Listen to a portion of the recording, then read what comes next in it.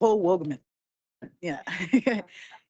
At the last meeting in November, we gave you some information about the GRIT Act, which is a federal act regarding some gambling addiction recovery efforts. You had some questions and talked about the process and how best to be able to intervene. So we've actually invited Cole Wogeman from the National Council on Problem Gambling, the government relations manager, to come and make a presentation to you, to he's brief and to answer all of your questions. So I think with that, Cole, go ahead. Awesome, thank you. I appreciate it, and I appreciate the invite to be here. I have just a couple slides. We'll go through this quickly. I know you all have a lot on your plate, but I was asked to explain the GRIT Act a little and what we're trying to do with it. So first, thank you so much for having me. I am Cole Wogeman. I'm the Senior Manager of Government Relations at the National Council on Problem Gambling. We're based in Washington, D.C., and we're the national advocate for those who have developed or could develop a gambling problem. On to the first slide there. So first, let's talk about what the GRIT Act seeks to address, the Gambling Addiction Recovery, Investment, and Treatment Act.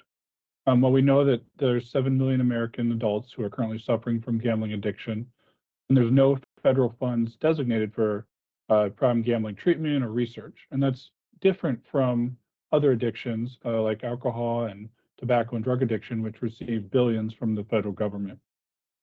There's already a tax on sports betting in the United States. A lot of people don't know that. So the federal government levies a 0.25% excise tax on every sports bet placed in the United States. And right now that just goes to the general fund of the United States. It doesn't have any direct place it goes to be spent on anything in particular.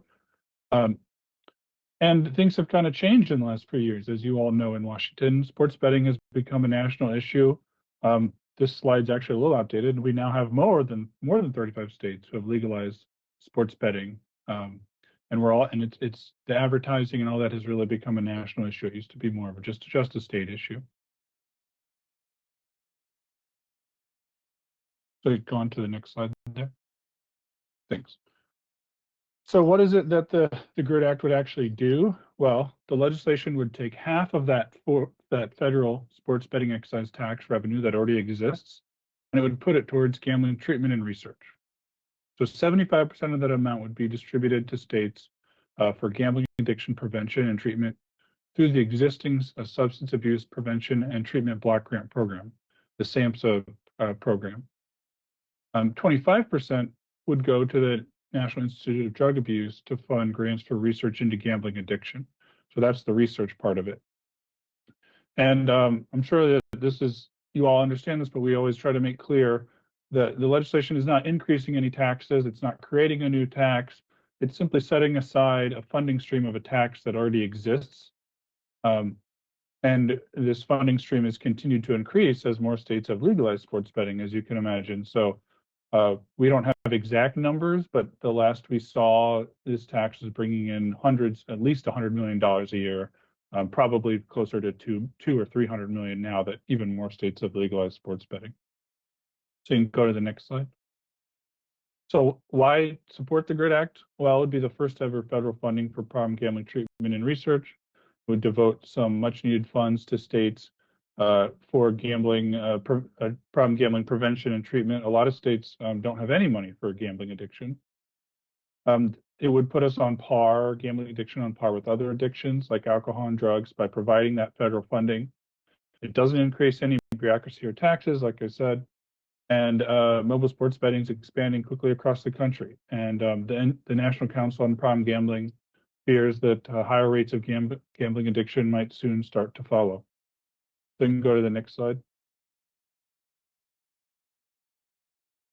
So where are we in the process? Well, coincidentally, the bill is being introduced as we speak. I'm tracking it. Was on the phone just this morning.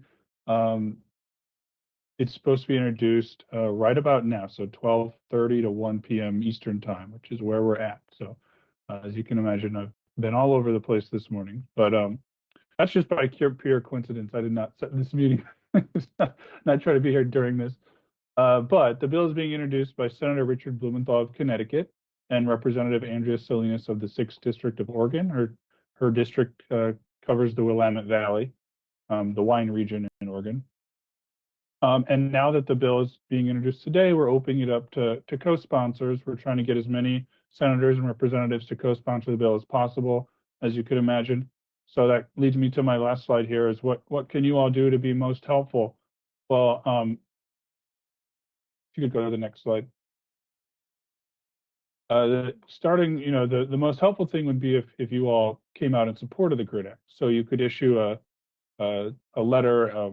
I know that I talked to Lisa about this just a little, but to the state congressional delegation, both senators and House members, asking them to please sign on as co-sponsors to the legislation. That would go really far for us. We have other state commissions in New Jersey and Ohio and a couple others who are just starting to look at this and ask how they can be helpful or whether they should officially endorse it. So having you all go first would be really helpful to show how they can be most helpful.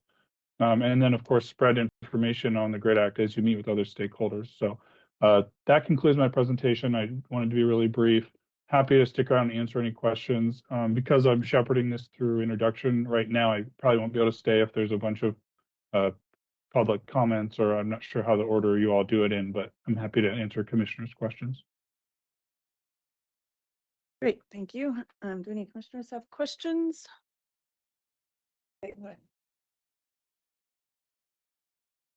So thanks very much, Cole, for spending this time with us today. Where are you right now? I'm just curious. I'm in Washington, D.C. Okay. The other Washington, the smaller one. Yeah. So I have a couple questions. First of all, is there bipartisan support at this time for the legislation? There's not at this time. So we made a real concentrated effort to try to find a Republican co-sponsor. We got really close with some members, but they just weren't quite ready to sign on. We do think that hearing from the commissions in their own state will go really far in helping explain the importance of it and how it could benefit their constituents. So we are still holding out. We still have the goal of getting bipartisan support, but at this time, it's not bipartisan. Okay. And I was just thinking, it's possible that we today might decide to support this legislation, see what happens, but I'm wondering about the wisdom of approaching the state legislature and asking them to pass, what's it called on the House floor? I can't remember anymore. A resolution, thank you. Pass a resolution in support. I'm wondering if it would be helpful maybe for us to try to find a sponsor for a resolution of that kind in our That would state be house. that would be tremendously helpful. And has that happened in any state yet? No, which is partially because this is still pretty new, but we have NCPG has 35 state affiliates, and I'm sure you're familiar with the Evergreen Council there in Washington. And so that will be something we'll ask them to help us with, just because it's hard to cover all 50 states. But if that was something that came to fruition, it would be extremely helpful. Right. We have a couple of elected officials who are major champions in the legislature of problem gambling issues. Representative Chris Stearns in the House and Senator Steve Conway in the Senate. So I think that that's something that we might want to consider. The only other thing, I don't want to spend a whole lot of time on this, but is it obvious what the pushback might be from the Republican side, why they are reticent to jump on this since there's no tax increase? I'm curious what's being said. So I don't want to just paint the broad stroke of Republicans, but the opposition is from some of the gaming industry who believe, this is what they've told us, that any federal involvement in this field will be the camel's nose under the tent, which will lead to federal regulation, would lead to other things that they're opposed to. So just to be clear, we're not calling for federal regulation. This is just about funding, addiction treatment stuff. But that is what we've been told, is that it's really about that. And their position is that this excise tax should just be removed entirely. They just don't believe the industry should have to pay it, and that it's an outdated tax. So I'm not going to argue their case because we would disagree with that, but that's what they would say. Okay, thanks, Madam Chair. It's a bigger discussion. Right. Thank you. Then I have a question that maybe you know or don't know, but it says, so we have this money and then there's 35 states that have legalized gambling. So how is the money dispersed among the states? Is there a methodology for that? So I'm not an expert in Samson block grants, but my understanding is any state that applies can get it, even if you don't have legalized sports betting, even if you don't have other forms of gambling. You know, we always say at NCPG, there are people suffering from gambling addiction in every state, even if it's not legal. So any state that applies and meets whatever the SAMHSA criteria is, would be able to get funding. And I'm pretty sure that it's based on your per capita population. So it's not like, Rhode Island would get the same amount as Washington. It would be based on how many residents you have. Okay, thank you. Any other questions for the commissioners? Right, do we have a motion? Madam Chair, oh, go ahead. Oh, nobody signed up for this tab for public comment. But-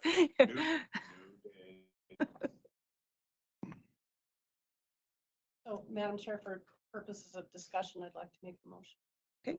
So I'd like to move that the Washington State Gambling Commission express its support for the successful adoption of the Gambling Addiction Recovery Investment and Treatment Act, also known as the GRIT Act.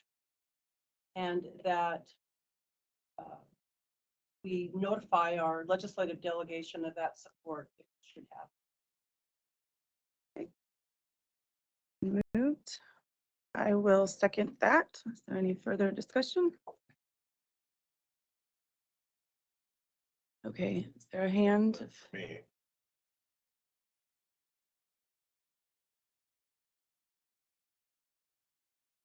Oh, okay.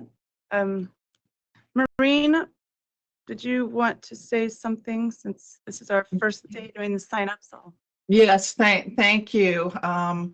I've been home without power, but I'm back in the office today, so I didn't get a chance to sign up. But Maureen Greeley, Executive Director of the Evergreen Council on Problem Gambling and a member of the board of the National Council on Problem Gambling. We are one of those 35 state affiliates that Cole mentioned. First of all, I want to thank the commission for inviting Cole and hearing more about this. This has been years of advocacy work in the making to see this come to fruition, and is really the first time we've been able to see potential federal support to come to states, both to state health agencies and to nonprofit service providers. So thank you so much. I also just want to share very quickly that the National Council will be holding its Advocacy Day on May 23rd, which is the same month, at the end of the month, that we will hold our Focus on the Future conference. So we will be doing a lot of work in trying to bring members, supporters, stakeholders, constituents together to support this and participate in Advocacy Day as well. So thank you very much.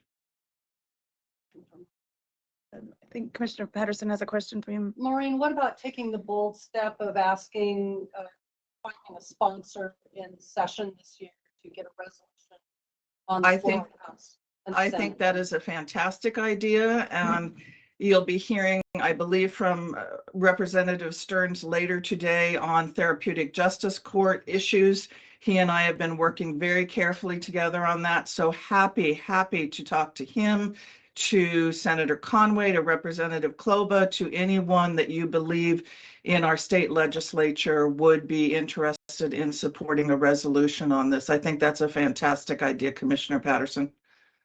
I'd be glad to help you if you need that. I don't think you do, but I'm here if you need. Thank you. All right, so it's been moved and seconded. Any commissioners have anything further? All those in favor, say aye. Aye. Aye. All right. Anders, were you able to log on? Okay, wait. Okay, I thought perhaps they were resolved. So, okay, motion passes.